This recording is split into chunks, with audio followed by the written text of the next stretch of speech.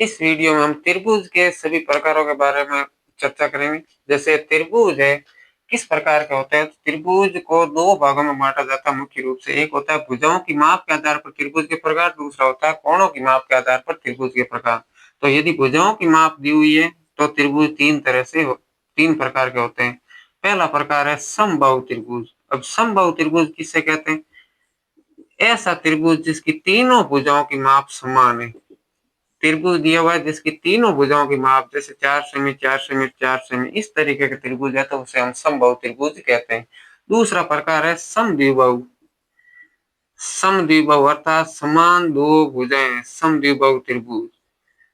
समबाहु त्रिभुज में क्या होता है? त्रिभुज की दो भुजाओं की माप समान हो, कोई भी दो भुजाओं की माप जैसे 6 सेमी और 8 सेमी। तो ऐसा अगर त्रिभुज है, आपको प्रकार पूछा किस प्रकार का त्रिभुज है? समद्विबाहु त्रिभुज। ध्यान रखना समबाहु त्रिभुज का प्रत्येक कोण है वो भी 60 डिग्री होता है, क्योंकि तीनों भुजाएं समान है तो उसके तीनों कोण भी बराबर होते हैं। और समद्विबाहु में क्या होता है? जो समान भुजा है उसके सामने वाले कोण बराबर होते हैं। अगर एक कोण आपको दिया हुआ 80 डिग्री का, तो शेष दोनों कोणों का योग होता है 100 डिग्री। इसके सामने के कोण बराबर हो जाएंगे, यानी इसका माप हो जाएगा 50-50 डिग्री। तो ये एक्स्ट्रा जानकारी इसके बारे में। तीसरा है विषमबाहु त्रिभुज। अब विषमबाहु त्रिभुज क्या होता है? विषम का मतलब होता है असमान और बाहु का मतलब भुजाएं। तो ऐसा त्रिभुज जिसकी भुजा है वो असमान हो, अर्थात तीनों भुजाओं की माप है वो अलग अलग हो, 4 सेमी, 7 सेमी, 6 सेमी इस प्रकार का त्रिभुज है, उसे हम विषमबाहु त्रिभुज कहते हैं। तो विषमबाहु त्रिभुज में कोणों की माप भी अलग अलग होती है। अब आता है कोणों की माप के आधार पर त्रिभुज के प्रकार। तो यहाँ तो जैसे भुजाओं की माप के आधार पर त्रिभुज के प्रकार दिए थे, भुजाओं की माप दी और हमें उसका प्रकार पूछा किस प्रकार का है तो हमने उसका जिक्र किया।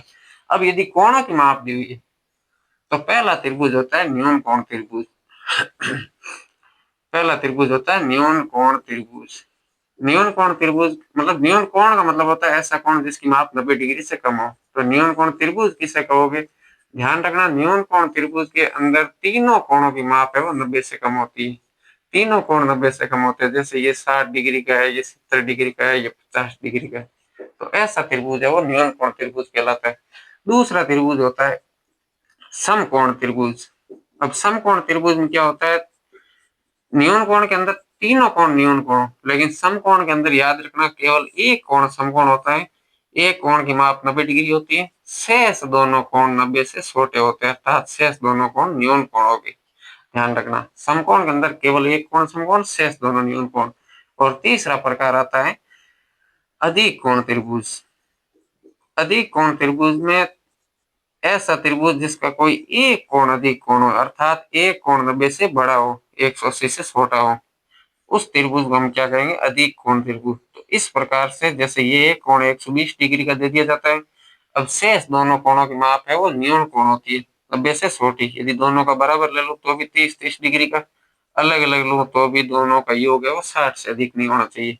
तो इस प्रकार से त्रिभुज में प्रकार बताए हैं। भुजाओं की माप के आधार पर भी 3 प्रकार के, कोणों की माप के आधार पर भी 3 प्रकार के। समबाहु में तीनों भुजा समान होती है, समद्विबाहु में दो भुजा समान होती है, विषमबाहु त्रिभुज के अंदर तीनों भुजा वो असमान होती है। उसी प्रकार कोणों की माप के आधार पर न्यून कोण त्रिभुज जिसके तीनों कोण है वो 90 से छोटे होते हैं। समकोण त्रिभुज में एक कोण समकोण होता है, शेष दोनों 90 से छोटे होते हैं, शेष दोनों न्यून कोण, यानी एक समकोण और शेष दोनों न्यून कोण। इस बात को ध्यान में रखोगे, ये नहीं बोलोगे कि तीनों कोण समकोण है, क्योंकि त्रिभुज के तीनों कोणों का योग है वो 180 डिग्री होता है, न तो इससे कम न इससे ज्यादा। इस बात को ध्यान में रखते हुए प्रकार समझने। और अधिक कोण त्रिभुज में एक कोण होता है 90 से बड़ा, अधिक कोण होता है, और शेष दोनों है वो न्यून कोण होते हैं, यानी दो न्यून कोण हो गए। इस प्रकार से आप आसानी से त्रिभुज के प्रकार समझ सकते हैं। धन्यवाद।